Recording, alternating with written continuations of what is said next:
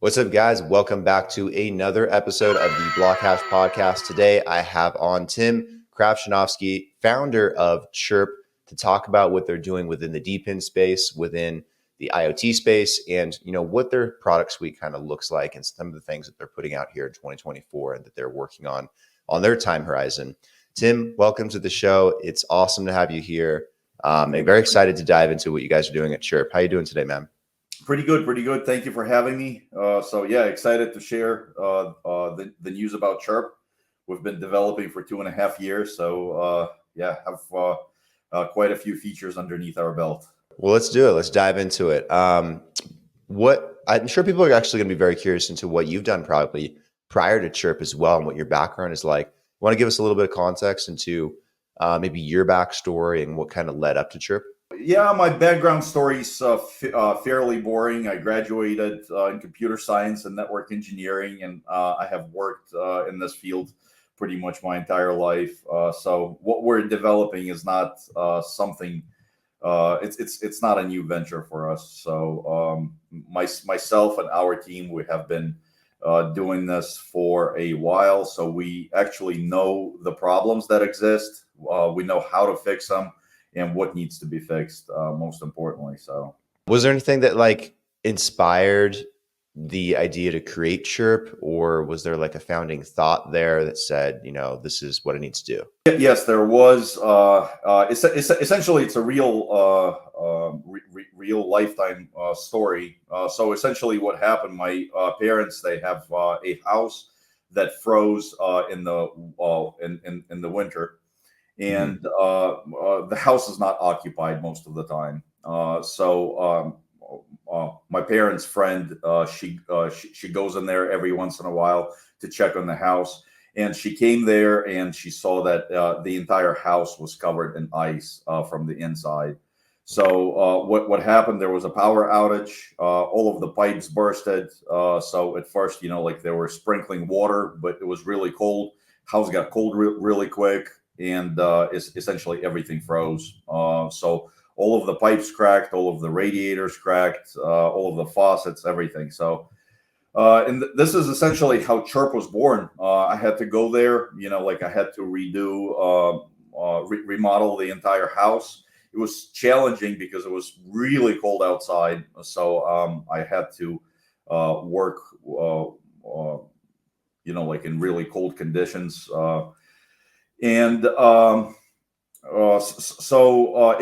Essentially after the remodel was done, I had to think about, how to prevent it in the future. And I just saw how really broken IoT space was and how unuser friendly it was for a regular consumer. And that's how Chirp was founded 2.5 years ago.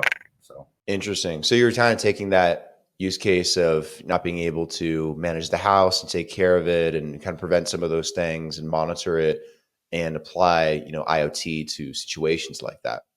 Exactly. But we're not only focusing on residential, because IoT is broken throughout.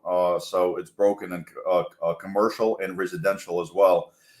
In commercial, it is being used, but essentially, if you have a company and you want to implement IoT solutions, you really need to have an IT department that will be able to manage this IoT solution. So IoT is supposed to make our life easier, but right now implementation of IoT is so difficult that you really need to be tech savvy.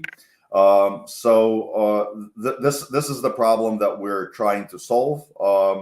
And in residential spaces, it is pretty much unusable. There's a whole bunch of it's a huge market.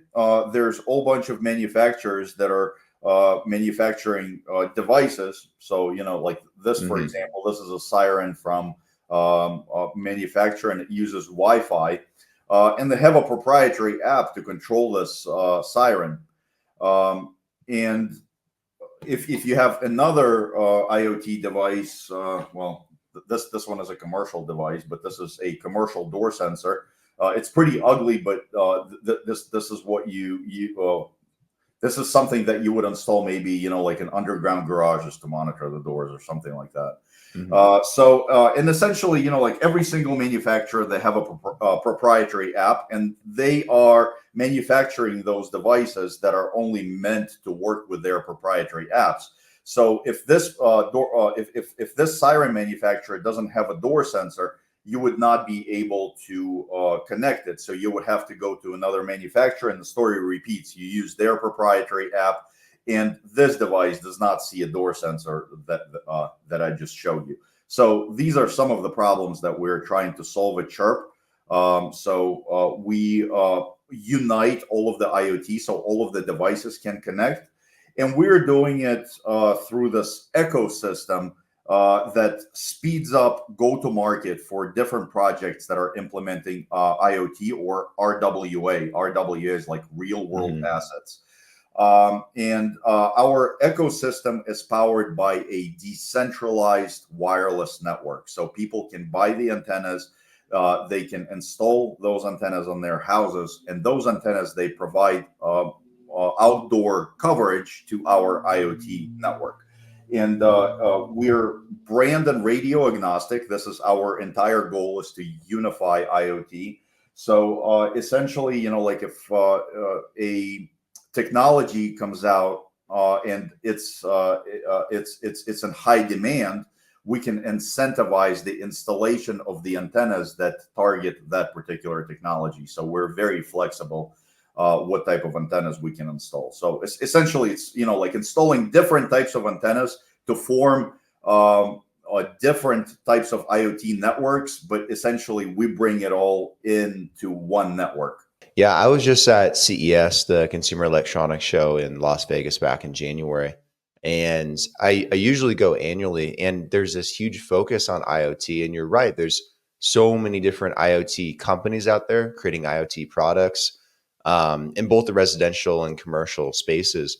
And it's really hard to wrap my head around when I see it, how you can consolidate all of those to work together, because some of them like are really good and really focused on home use cases, or some of them are really good and focused on maybe commercial security use cases, or things that plug into infrastructure, or maybe they have their own infrastructure design. But it's so scattered. It's like, how do you bring it all together and make it all seamless? IoT industry was a $200 billion industry last year.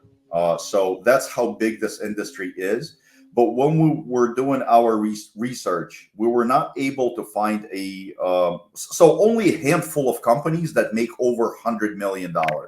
So you see how the space is scattered, because, like $200 billion, they're scattered into those chunks under 100 million. So there's a lot of players, and the entire space is broken. There's actually a couple of giants. They formed an alliance to make Thread a protocol, but like residential devices and the segment that they're covering is just a small fraction of what we're doing. And essentially, what Chirp is doing is we're building this platform that doesn't require a particular protocol. How do you imagine going about, or how are you guys going about, streamlining and automating those processes, for companies or for large clients? Is that through creating software that integrates these different types of IoT products and infrastructure, or do you also want to create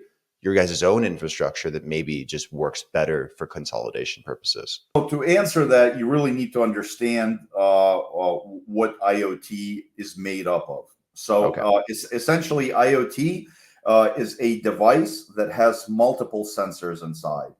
And when somebody thinks about IoT, they shouldn't think about a device like a refrigerator, for example. Like if we're talking residential IoT devices, it's the sensors that are inside that refrigerator that need connectivity to the internet. So refrigerator and the dishwasher, I keep saying it, that those are probably the worst use cases that you can make, but probably a better use case is Lime scooters. So Lime scooters is one IoT device, but it has up to 6 different sensors.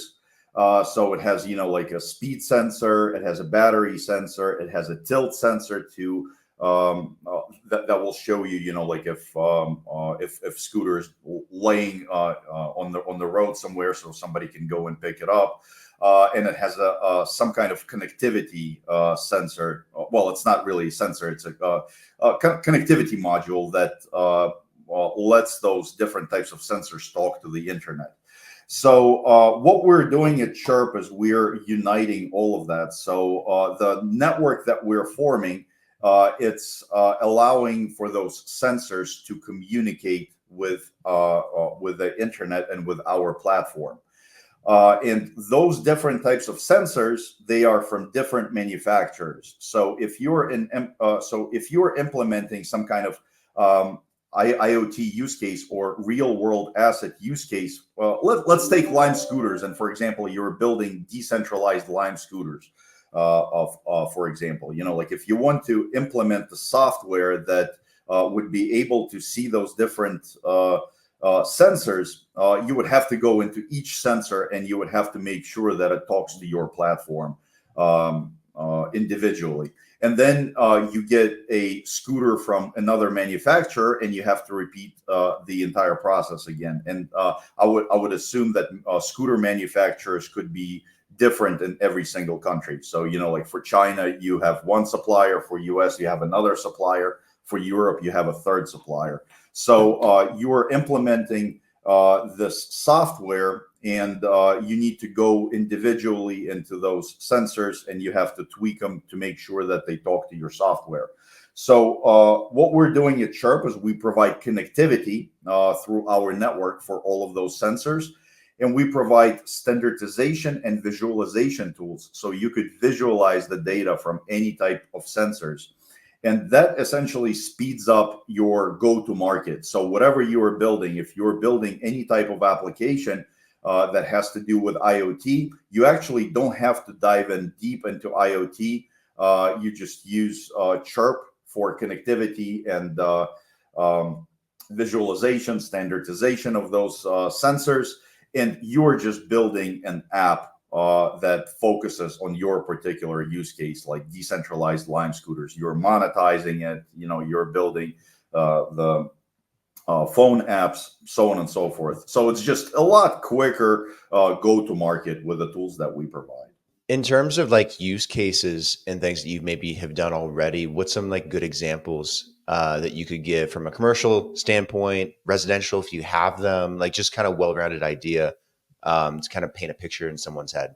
Our goal is to make a platform easy to use. So any type of sensor that could be used commercially could also be used residentially. Okay. So you don't need to have any particular technical knowledge to implement the devices. So if you're okay with the looks of this device, it's a commercial device, but in theory, you could also install it in your barn. For example, like if you have a farm or in your shed, and it's a long-range device that connects to our network, and so it's not tied to your Wi-Fi. So if your shed or your barn is far away from your house, it's still going to work there. So use cases galore. There's literally so many of them. It's very difficult. What's your favorite use case? I think is a better question. So favorite use case is probably, like fleet management and keeping track of vehicles. So vehicle theft is actually on the rise throughout the world. And especially right now with newer vehicles, it's actually easier to steal them. And I'm sure you've seen those videos on the internet where guys just standing behind the bush with a little wireless remote. He matches the frequency, he opens and he starts the vehicle, and then he just comes up to it, sits down, and drives off. So now all of those systems that are implemented by the manufacturer, thieves know where they are installed and they know how to disable them. So you can connect any type of GPS tracker through Chirp, and you can hide it yourself. So that way thief will not know where, or even if you have it or not. Like you can hide a GPS tracker, for example, in the door of your vehicle or in the seat of your vehicle, somewhere in the engine, in the trunk. And you will be able to recover your vehicle. So, but those types of trackers, they're heavily used commercially because you need to keep track of your fleet. You need to plan the routes. You need to schedule maintenance, so on and so forth. You need to get notifications when drivers exceeding speed limits and he's not a safe driver, so you can coach him. Or take actions on that particular driver. So that's really a lot of use cases. I think it'd also be interesting to talk about, what maybe comprises the IoT and the DePIN space, or if there's any, real difference there between DePIN and IoT, like in your mind, or if those are similar. So DePIN is decentralized physical infrastructure. What we're doing at Chirp is we're actually building DeWi, decentralized wireless. And this is where the antennas belong to the community. So, for example, you can buy an antenna, you can mount that antenna on your house, and you're providing connectivity to all of the sensors, to all of the devices on the Chirp's ecosystem. And for that, you get rewarded with Chirp token. So this is essentially what we're doing. But, like DePIN is a very broad term, and it could be anything. So it could be if you're building decentralized scooters, so the actual scooter is decentralized physical infrastructure. So that scooter could belong to the community. So what Chirp is focusing on is providing connectivity and those tools that speed up and ease your go-to-market for any RWA project, so real world assets. And it really doesn't matter what type of asset it is. If it requires connectivity and if it requires you to know where it is, or for you to control that remote device anywhere in the world, this is where Chirp comes in. If someone wanted to, build a smart home out, or they said, hey, Tim, I need a smart office, or I have a company, I need to streamline stuff. Do they just buy the products and the services, or do they consult with you guys as well? And maybe you guys figure out what's best for their situation? We have a visualization platform. It's a no-code IoT platform. So essentially in there's a button, add a device. And you will see already the devices that Chirp supports already. So you can take a look at that list and you can buy pretty much any supported device from the internet, and you can connect it to our platform. We already support over 2,000 different devices. So you can connect them. And this platform, it's a really powerful tool. It's an overkill for residential use cases, but you have all of those tools that you need. But essentially, it has. We're working on very powerful reporting. We're working on very powerful rules engine where you can, based on the actions of on one device, you can trigger the actions on another device. So, for example, like you install a video camera in your house on the front porch, and if that camera detects movement, you can just from simple drop down, if camera equals movement, then send an SMS to my phone. Or if camera detects movement, then send a signal to the siren and turn on the siren. So that's the rules engine that we're working on. And obviously visualization, because all of the devices, they transmit just a JSON file with the information, like siren on, siren off. And you need this visualization tool to visualize the data from different types of IoT devices. And that way you can connect the devices from different manufacturers. How good is the security for the software for Chirp? Like in case like someone was trying to, get into your system and maybe manipulate some of your devices, or, maybe get access to information or data. How do you guys go about securing that stuff, protecting it? So we take security very seriously because that's also one of the concerns for IoT, because IoT could be used in law enforcement. It could be used also in medical fields where data privacy could be of a concern. So a lot of the devices, they have end-to-end encryption from device to your platform. So you cannot really intercept the signal and try to decode it because you don't have the key. So essentially, you see the data of the devices that you connect to your platform.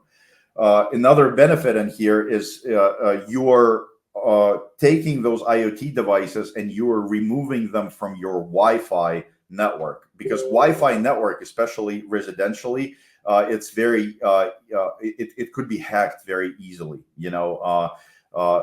Well, all Wi-Fi networks, not only residential, but residential, because users have less technical experience. They are more likely to have the different types of holes for a hacker to get in and hack the system. So in here, you're separating those devices from your like prone to attacks network. And then obviously, like we do always security audits. We just completed a security audit with Zelic. We actually posted this even on Twitter. We had 100% score from Zelic, and this is really unprecedented. But this just shows, like how seriously we take IoT security. So they had only one informational comment on the security audit. I also saw that you guys have an IoT SIM card, which I thought was very fascinating.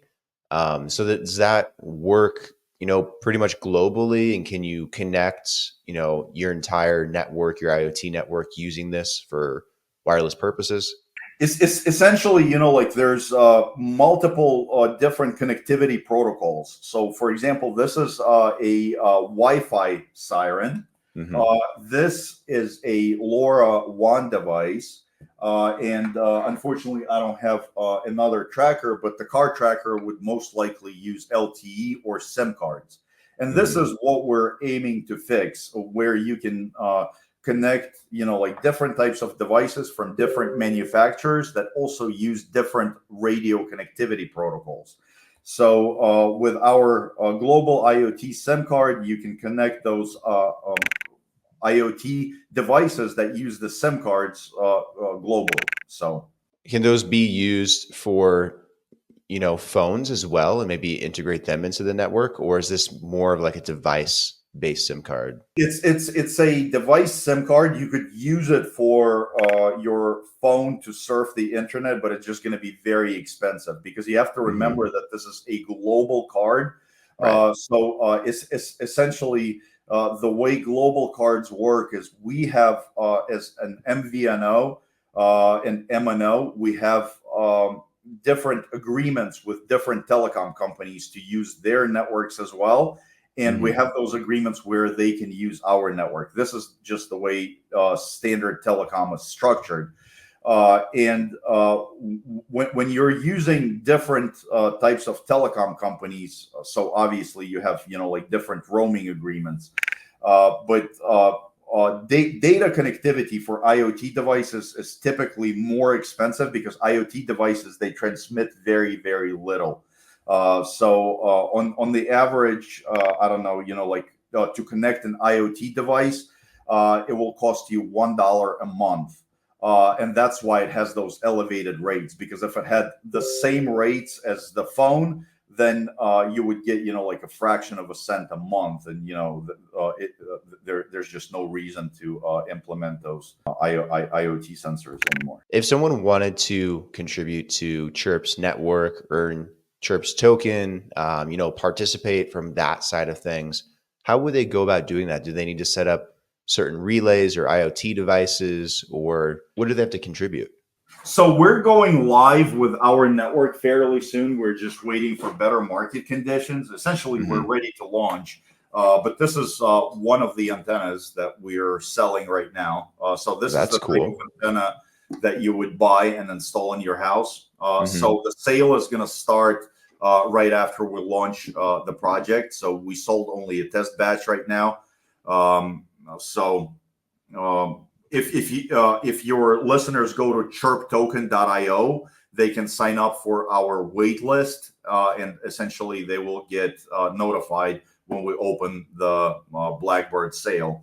So if you want to participate in our project right now and you don't have a BlackBird, if you don't have the antenna, you can download the app.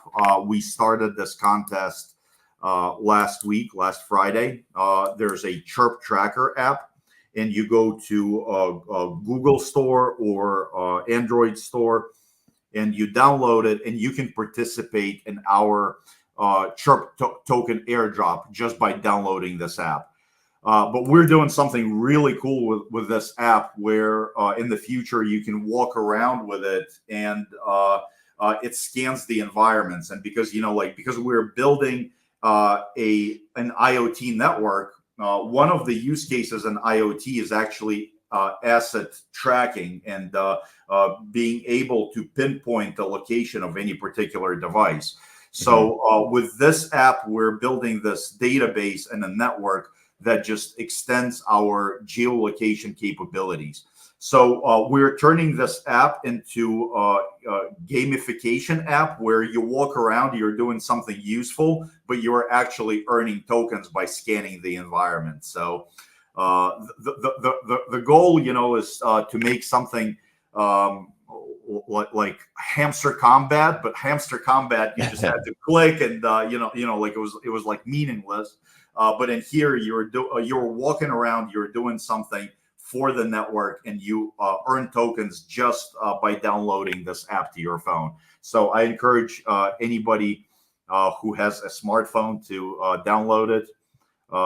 It doesn't cost anything to participate, and you can mine tokens with Chirp.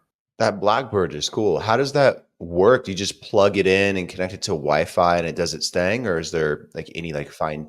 There's only one cable that goes in the middle in here. This is a Wi-Fi cable, and it's power over Ethernet. So it's very, very low power. It consumes only 5 watts of power. And this becomes a miner. It provides different connectivity options by different frequencies. That's why we have 2 long-range antennas in here, and there's a couple of short-range antennas that are inside as well. So it's really plug and play. The only thing on our network, you have to mount this outdoors. So you would have to probably climb on your roof, and you have to just mount this bracket on the roof. But if you can screw in a couple of screws, then you're able to mount this antenna. It's really that simple. Nice. I like how easy and seamless that is, actually. That's really cool. In terms of, I guess, looking at the whole industry of IoT, since you're really helping innovate it, you're finding new solutions for it, making this easier to consolidate and bring all together. How do you see IoT, DePIN, DeWi, kind of evolving together or separately, going into the near future? So essentially we can probably combine them. So DeWi is also DePIN.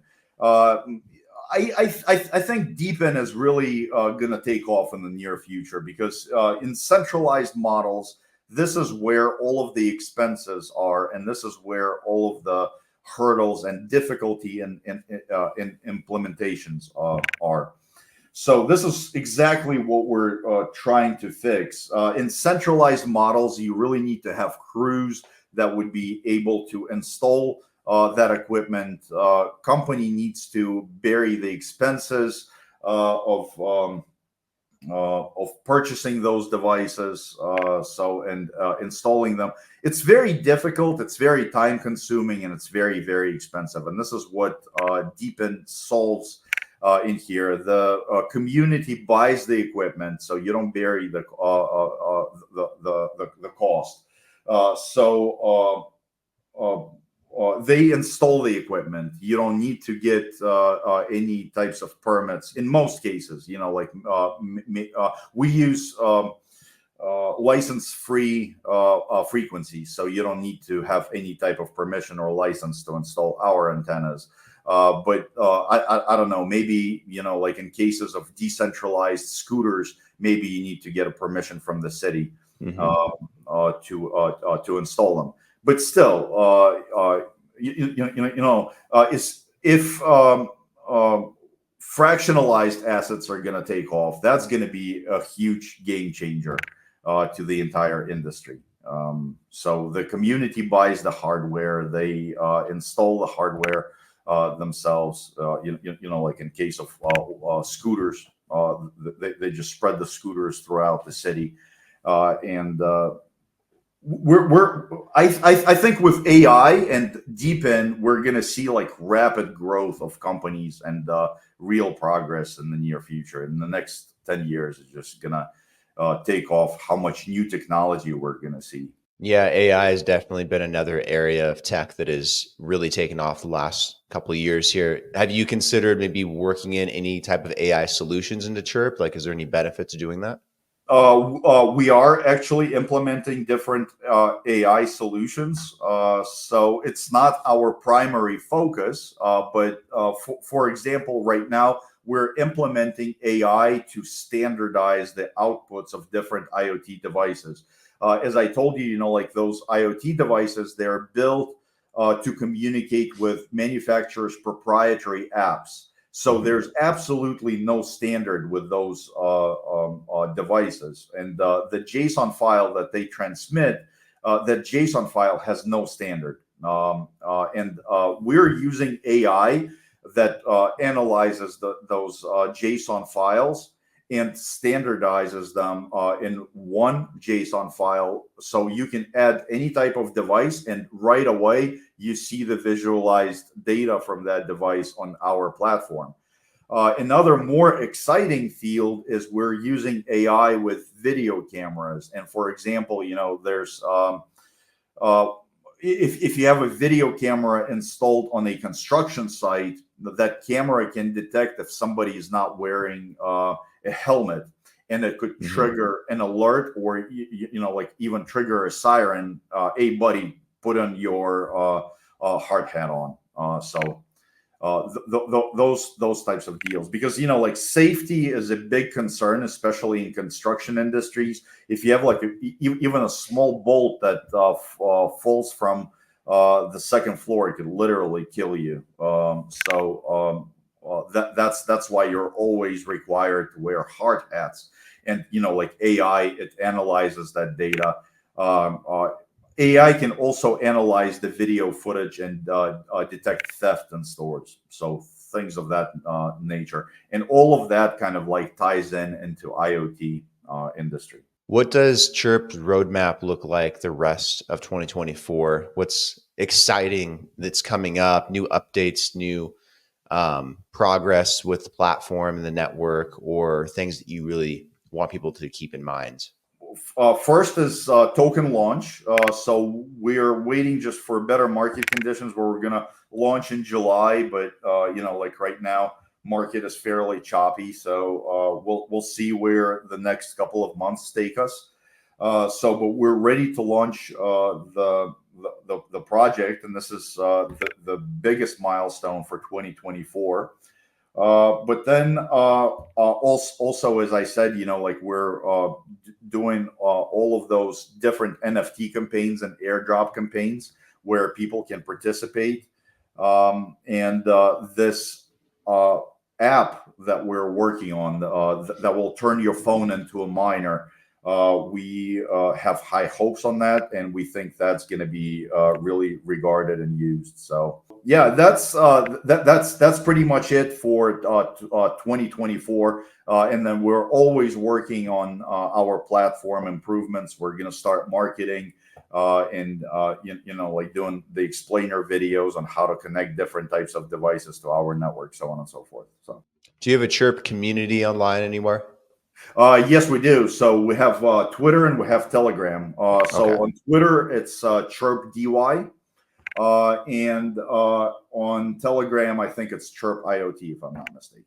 Excellent. And if anyone wants to connect with you, what's a good place for them to do that? Do you have a LinkedIn or? I do have LinkedIn, but better in Telegram through our community.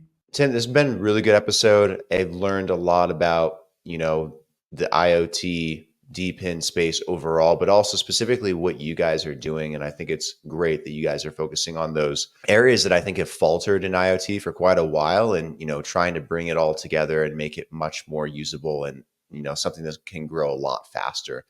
And for multiple different use cases too. You guys are not, just in one space, commercial, residential, I think that can be very, very expansive. So exactly. Yeah, congrats on what you guys are doing.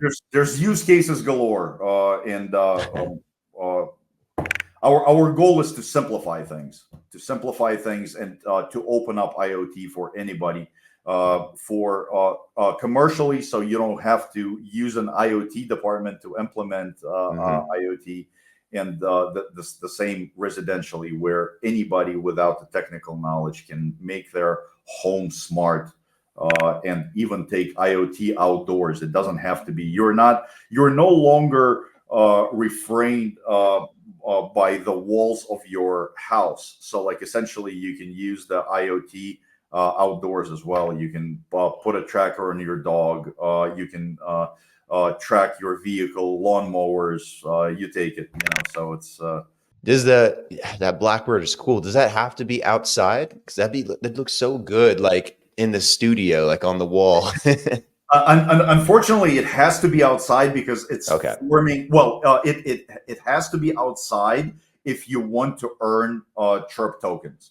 Because what this BlackBird is doing is it's forming an outdoor network. You're not providing signal to yourself. If you install it indoors, the walls of your house, they block the signal. It still penetrates through the walls, but it just doesn't go as far as it would have if the antenna was properly mounted on the roof. That's why we allow only outdoor installations.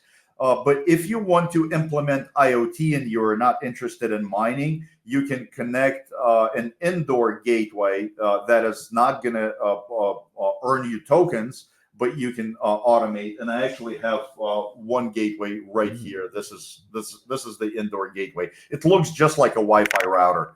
So you can connect it and you can provide signal to your house and maybe to your immediate neighbors. So, can you get that on the website? Is that something that's available? We're currently working on the website where you will be able to buy different types of IoT devices, where you will be able to buy the routers. It's all going to become available with the launch of the project in the next couple of months. Well, I'm going to get one for my house and get one for the studio too. Tim, this has been great. Thank you for taking the time. And I love what you guys are doing with Chirp. Keep it up, man. Yeah, thank you so much. Thank you. Appreciate it. Likewise. We'll talk soon. Take care.